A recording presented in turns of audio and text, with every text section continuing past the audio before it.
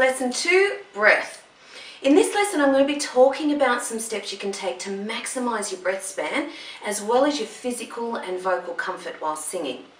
I'll give you tips on how to breathe in a way that's complementary to the production of quality tone. And I'll also shed some light on a few of the myths that surround breathing for singers. At the end of this section on inhalation, I'll give you a fantastic exercise that will yield great results and get you on the path to better breathing. So let's begin. Breathing for singing is very different to the technique you use when you're speaking. The major difference between the two is this. When you speak, you tend to breathe high into the chest, whereas when you take in a singing breath, it needs to be allowed to fall deeper into the lungs. For instance, when you sigh, you'll notice that the chest rises and the breath is mostly focused into the upper part of your chest. This is how we usually breathe when we're about to speak. However, there are a few issues with this technique when used for singing. Take another sigh with me now and hold the breath in for a few seconds. And one more.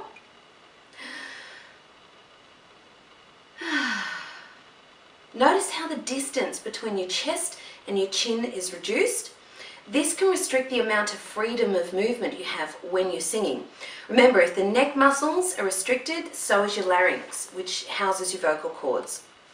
When you breathe like this, the larynx often rises in the throat area, and as a result, the muscles in your throat and neck are often tensed. And of course, if the larynx is restricted or raised, or you have tension in your throat and neck, your vocal cords are also going to be restricted in movement.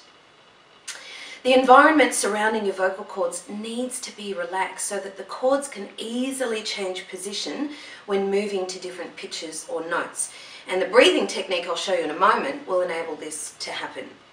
Another issue that arises when you breathe high into your chest, also known as shallow breathing, is that the air in your lungs is being forced to hold all the weight of your shoulders, chest bones and arms. Now, because we live by the law of gravity, the downward force of your shoulders, chest bones and arms are literally forcing the air back out of your lungs. This results in poor breath control and often an overflow of air coming through the vocal cords, which in turn can produce a breathy vocal tone and fatigue of the vocal muscles. You may have felt that achy, sort of tired feeling before if you've been breathing high into the chest and singing with breathy tone.